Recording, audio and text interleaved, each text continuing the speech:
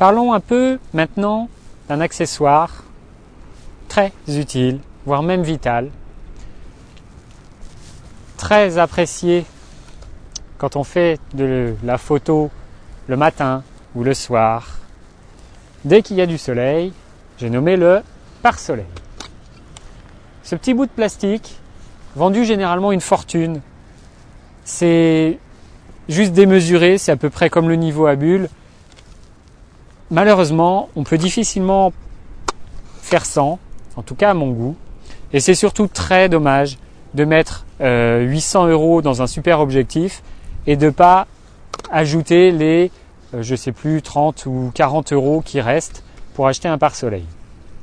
C'est un petit peu comme rouler en Ferrari avec des pneus rechapés d'occasion usés. Il faut un minimum de cohérence. Si vous ne voulez pas ruiner les efforts qu'a fait Nikon, Canon ou autres pour vous faire un super objectif, utilisez un pare-soleil. C'est très simple. Dès que vous avez une lumière, par exemple là, j'ai le soleil en face de moi. Même si je me mets de profil, et donc que j'ai le soleil à ma droite, ici, le soleil va créer un reflet sur la lentille parce que il est visible, il y a une ligne directe, on va dire, entre le soleil et la lentille de mon objectif. Pour ça, il n'y a pas de miracle. Soit vous êtes vraiment radin et vous utilisez votre main pour faire de l'ombre sur l'objectif. Mais attention, il ne faut pas que votre main rentre dans le cadre de la photo, ce qui risque d'être un petit peu pénible. Soit vous achetez ce bout de plastique.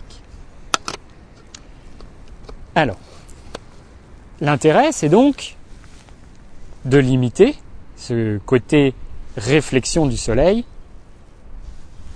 grâce à un élément qui bloque la lumière.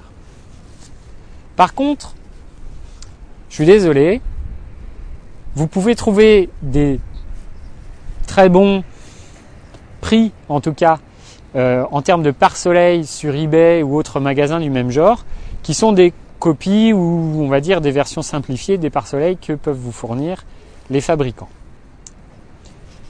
Le gros avantage d'acheter le pare-soleil entre guillemets officiel de la même marque que votre objectif, c'est le fait qu'il est vraiment taillé pour, dans le sens où vous êtes sûr qu'il ne va pas introduire un vignettage, le fameux vignettage dont je parlais tout à l'heure, dans votre photo, parce que vraiment il a été coupé et sa longueur a été vraiment prévue pour cet objectif. Le deuxième gros avantage, parce que vous avez quand même maintenant des bonnes copies où on va dire les copieurs sont suffisamment intelligents pour reprendre la forme idéale. Par contre, ce qui n'est rarement copié, c'est l'intérieur du pare-soleil. Sur les pare-soleils de qualité, je vais vous montrer. Hop, je ne sais pas si on le voit. Si ça... En tout cas, on a un traitement à l'intérieur. On a une espèce de velours très mat qui est collé à l'intérieur du plastique. Et ça, c'est très très rare sur les copies. Généralement, la copie que vous achetez sur eBay, elle est 100% plastique. Elle est plastique brillant même. Et du coup, l'intérêt de ce velours noir, c'est d'éviter les réflexions contre le pare-soleil. Parce que si vous avez un pare-soleil comme ça, rien n'empêche la lumière d'aller se réfléchir contre le pare-soleil et de rentrer dans votre lentille. C'est vraiment dommage, sachant que le but du pare-soleil, c'est d'éviter ça. C'est pour ça que chez Canon, il me semble que chez Nikon, c'est le cas aussi, il y a un traitement à l'intérieur pour éviter les réflexions du soleil. Ce serait vraiment dommage. Et donc, sur les copies, vous n'avez pas ce traitement-là.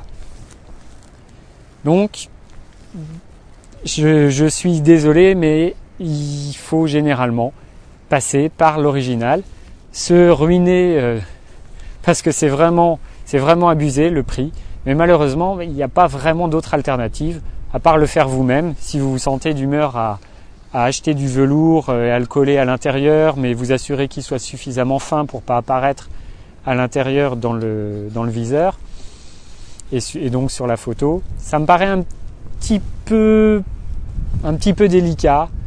Et là, j'avoue que je préfère faire confiance au fabricant qui fournit quand même le pare-soleil le plus adapté à son objectif.